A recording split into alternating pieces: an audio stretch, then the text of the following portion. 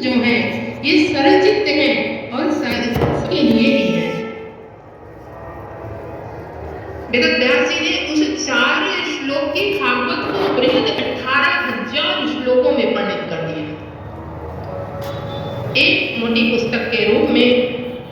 और उसका जब उन्होंने लेखन किया तो इसको सुनाया किसे जाए, इसको सुनाया किसे जाए। संसार में उन्हें कोई भी व्यक्ति ऐसा नहीं मिला कि जिसको वे इस श्रीमद् भागवत की कथा का रसपान कराते हैं। एक समय की बात है, भगवान बुद्ध शिव जी कथा कहते हैं। ये जो कथा आप सुन रहे हैं, यह मैं आपके समक्ष किंचित टूटी फूटी वाणी से कहने का सामर्थ्य कर रही हूँ। ये कथा श्रीमद् भागवत की या श्रीमद् रामचरितमानस की कथा भगवान बुद्ध शिव जी ने ही कही है। जब वे आंख बंद करते हैं तो कथा को कहते हैं और आगे वाला सुनता है या नहीं सुनता है यह तो वो जाने। भगवान जब कथा कहते हैं तो अपने नेत्र को बंद कर देते हैं और कथा कर रहे थे। ये कथा कोई साधारण नहीं है, यह अमर कथा है। देखिए, परीक्षित ने इस कथा को सुनने के लिए राजसी वस्त्र का सब कुछ राजपाट का त्याग कर दिया, सन्यासी वेश में जाकर के सरस्वती के तट पर बैठ गए। क्यों? क्योंकि यह कथा अमृतमयी है। इस कथा का पान करेंगे तो हम मोक्ष हो जाएंगे, मोक्ष को प्राप्त हो जाएंगे। मोक्ष यानी उसी व्यक्ति को होता है जो अमरता की ओर अग्रसर हो जाए। भगवान बुद्ध भगवान शिव जी कथा कह रहे थे। उन्होंने कहा, देवी भगवती पार्वती जी थी साथ में जो उनकी अर्धांगिनी है। उन्होंने कहा कि प्रभु सारी कथा स्वयं ही आप कह लेंगे, सुन लेंगे, मुझे अकिंचन पर भी कुछ कृपा हो। तो भगवान ने कहा है, ठीक है देवी, मैं तुम्हें कथा का रसपान कराता हूँ। यह साधारण नहीं, यह अमृत है। अभी आप कथा के भाग को स्पर्श कर रहे हैं, अभी आप कथा में प्रवेश नहीं किए हैं। भगवान बुद्ध भगवान शिव जी ने कहा, देवी मैं कथा तो आंख मूंद कर कहता हूँ, लेकिन मेरे सामने वाला कथा सुनता है या नहीं इसका मुझे कैसे ध्यान होगा। इसलिए देवी, जब मैं कथा कहूंगा तो तुम ओम ओम का उच्चारण करना, तो मुझे ज्ञान रहेगा कि मेरे बगल वाला कथा सुन रहा है। क्योंकि वाम भाग में विराजमान है भगवती पार्वती जी। भगवान आंख मूंद करके मंगलमयी भागवत की कथा कह रहे हैं और देवी पार्वती के कंधे पर सिर रख करके कथा सुन रहे हैं। ये भगवान की अतिशय मंगलमयी मूर्ति है बुद्ध भगवान शिव जी की। और कथा सुनते सुनते इतनी अच्छी कथा हुई कि भगवती पार्वती को निद्रा ने आगोश में ले लिया। हम सब तो एक साधारण प्राणी हैं, वे पराम्बा जगदम्बा भगवती, वे भगवान शिव के कंधे पर सिर रख करके निद्रा में की आगोश में हो गई, सो गई।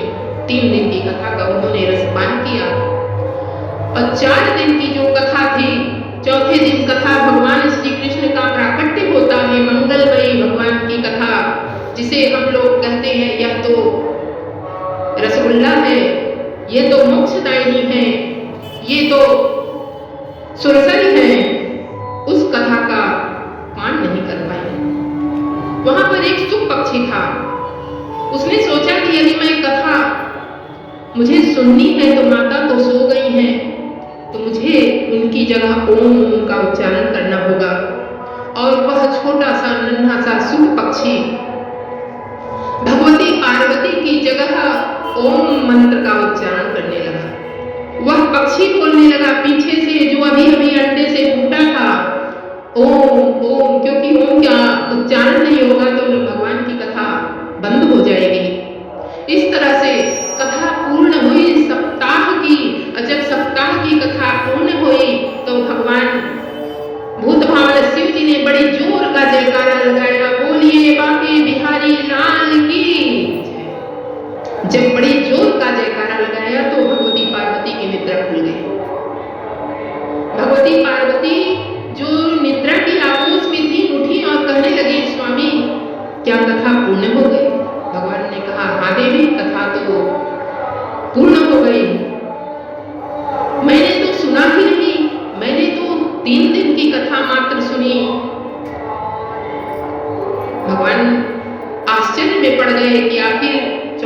की कथा किसने सुनी, किसने ओम ओम का शब्द का उच्चारण किया, वे व्याकुल हो गए, क्योंकि यह साधारण कथा नहीं है।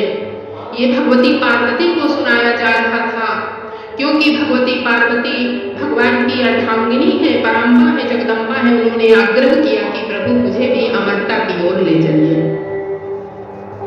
भगवान ने अपने नेत्र को खोला, चारों तरफ देखा कि कोई नहीं दिखा, और जब पीछे मुड़कर देखा तो एक नन्हा सा सुख पक्षी, सुख माने तोता होता है, उसने मंगलमयी कथा का श्रवण पान किया। भगवान क्रोधित हो गए, और इसलिए क्रोधित हुए कि कथा इसने सुनी ठीक है, लेकिन इसने कथा की चोरी की है।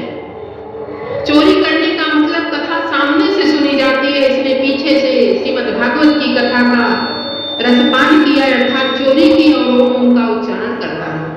भगवान ने अपने त्रिशूल को उस पक्षी के पीछे छोड़ दिया।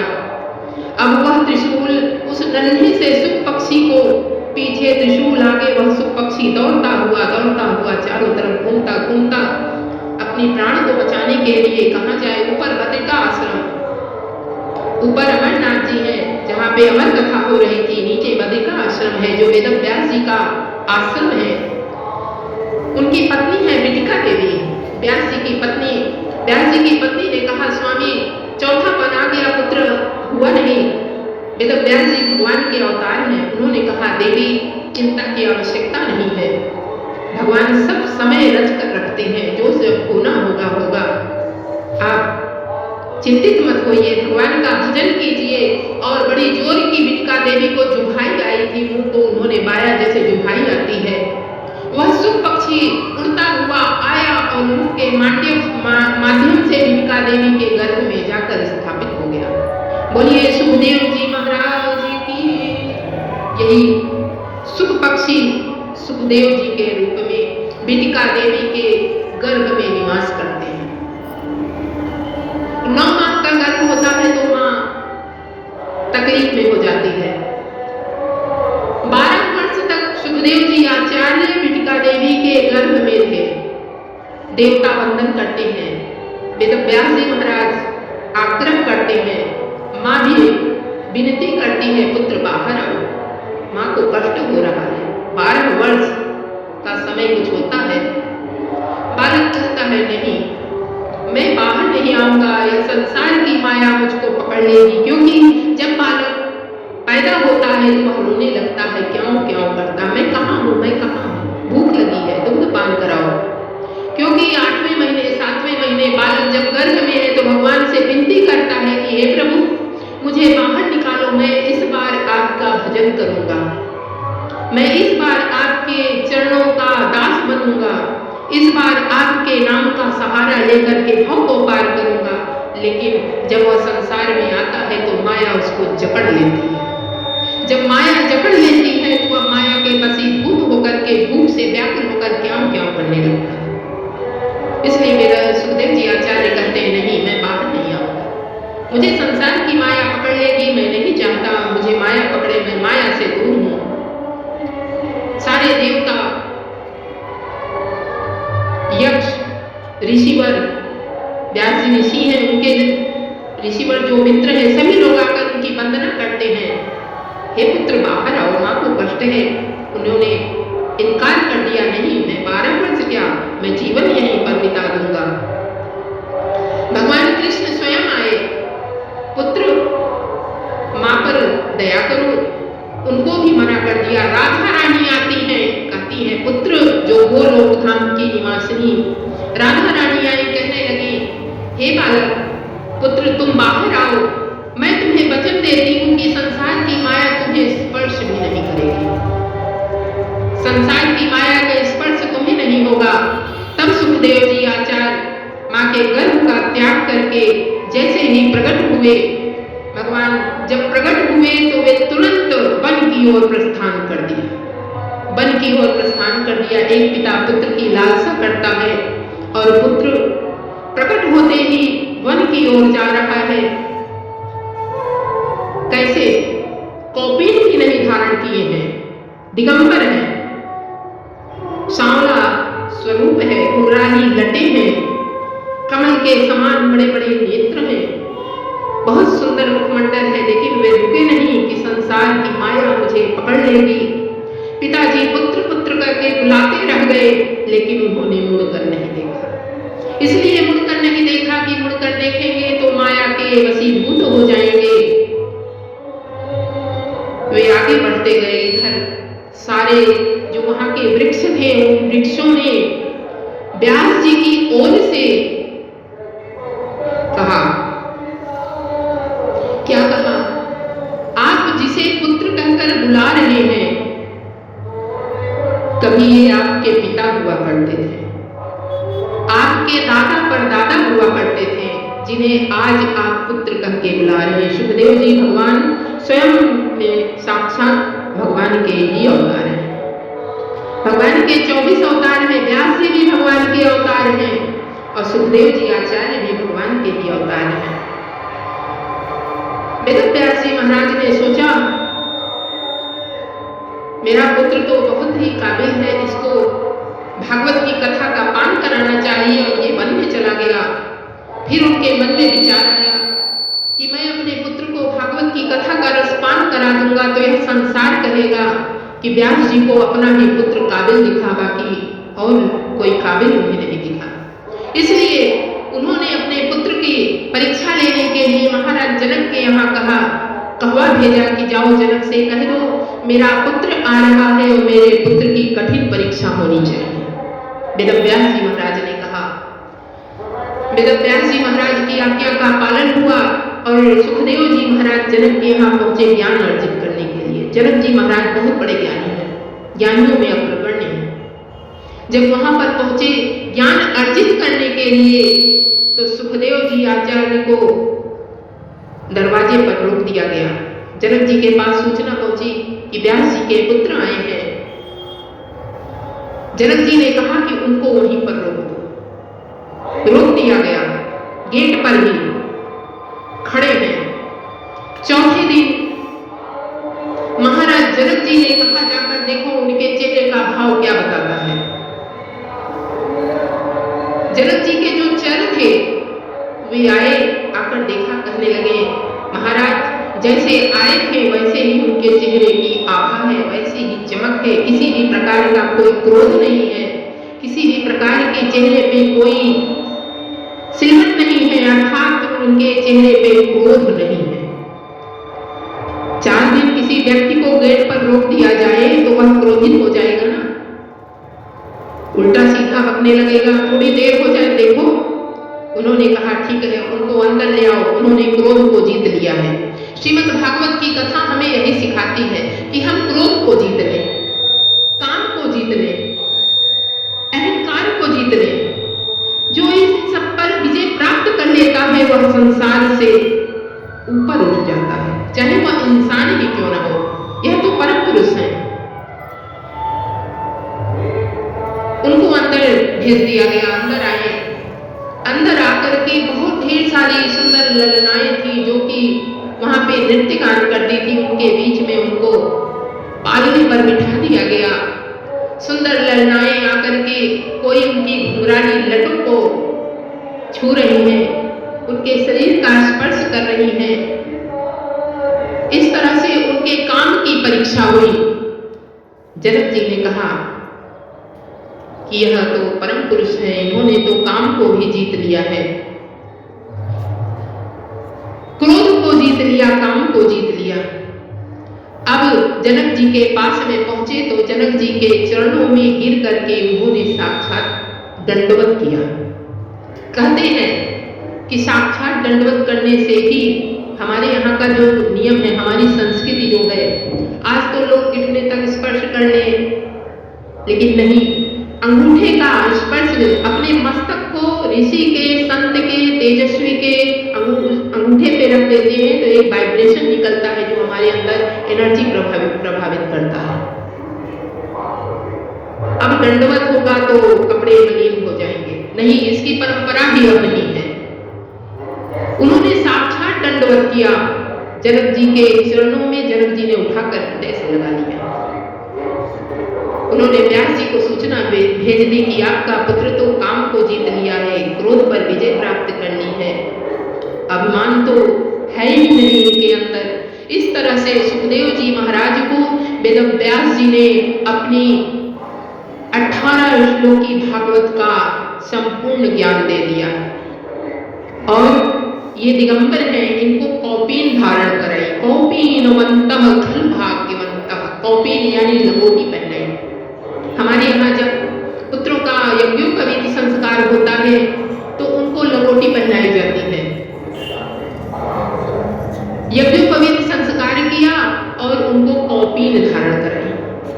इस तरह से वेदव्यास जी महाराज ने अपने पुत्र को भागवत का संपूर्ण ज्ञान अर्जित कर दिया। सुखदेव जी महाराज भगवान के परम भक्त और भगवान के लाडले भक्त कहलाए। जैसे आप इस क्षेत्र में बैठ करके श्रीमद् भागवत की कथा का श्रवण पाठ करने की इच्छा से लालायित है, इसी तरह सौनक ऋषि कहते हैं उनको, जो कि अपने जीवन में कई चतुर्युगियों को देख लिए।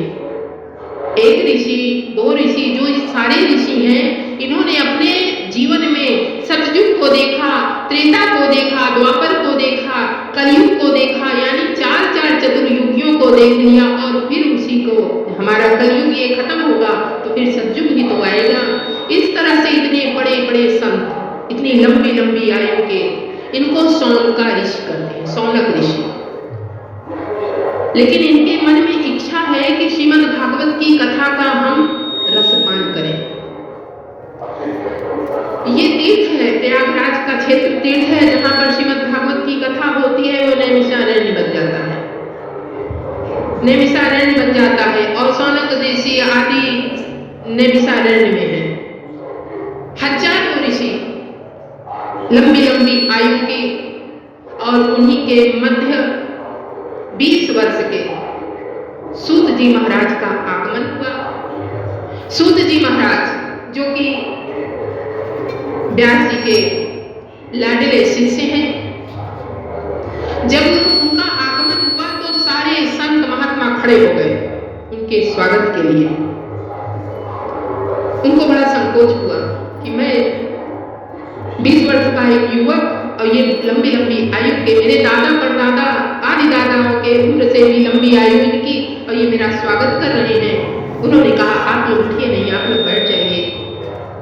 संतों ने कहा नहीं, हम लोग आयु में अवश्य बड़े हैं, लेकिन आप ज्ञान में बड़े हैं।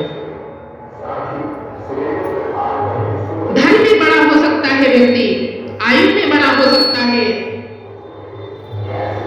लेकिन कहते हैं जो ज्ञान में बड़ा है वह तो सबसे बड़ा होता है, ये शास्त्र कहता है। उन्होंने सूत जी महाराज का बड़ा सुंदर स्वागत किया और सूत जी महाराज से कहने लगे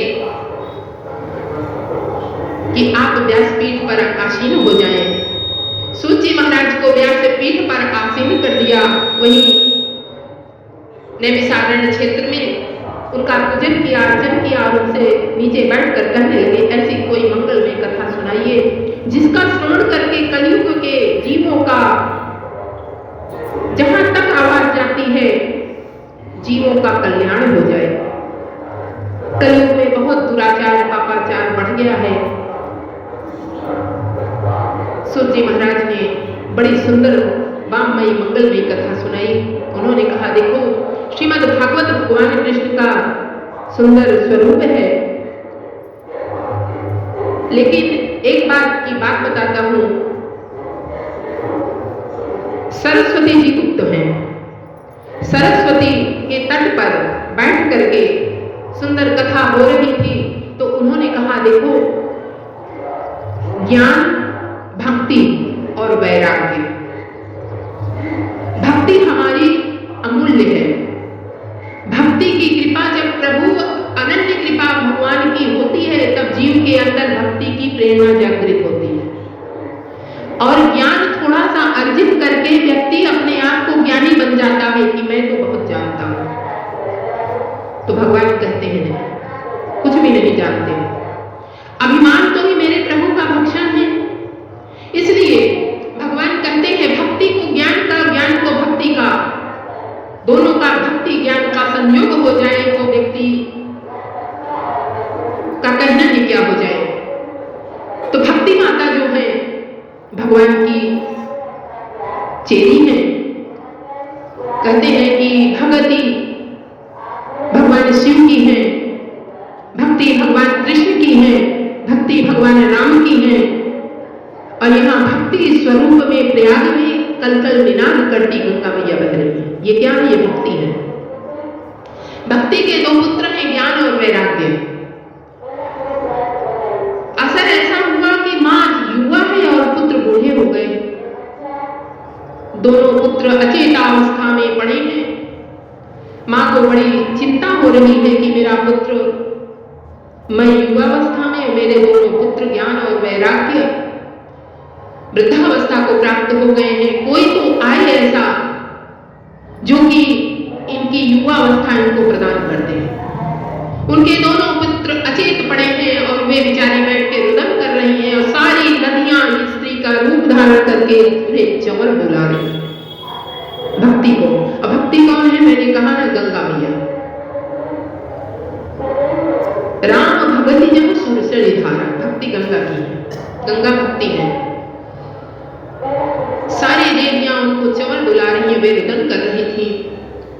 उधर से जब नारद जी बाबा जा रहे थे, नारद जी को देखा तो उनसे कहा, हे नारद, मुझ अकिंचन का दुख दूर करो। नारद जी आए, पूछने लगे, देवी तुम कौन हो? देखिए एक ज्ञानी पुरुष जानता सब है लेकिन पूछता है, इसको विनम्रता कहते हैं। नारद बाबा देवर्षि हैं, देवों के ऋषि हैं, जानते सब कुछ है लेकिन पूछ रहे हैं, देवी तुम कौन हो? उन्होंने कहा, मैं भक्ति हूं। ये दोनों पुत्र मेरे ज्ञान और वैराग्य हैं। ये बूढ़े हो गए हैं। इस कलयुग के प्रभाव से मैं युवा हूं, क्योंकि गुजरात में भक्ति